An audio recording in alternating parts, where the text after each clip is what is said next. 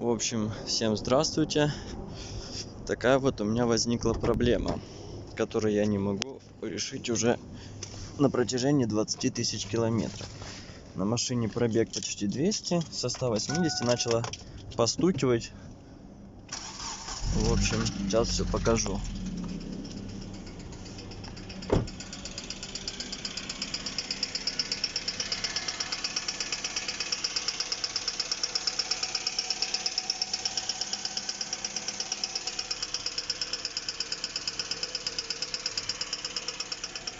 И вот такой вот звук стал постоянно, примерно 500 километров назад.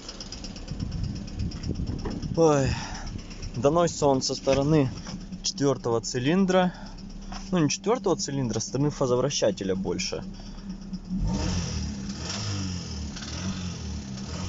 Так вот тарахтит.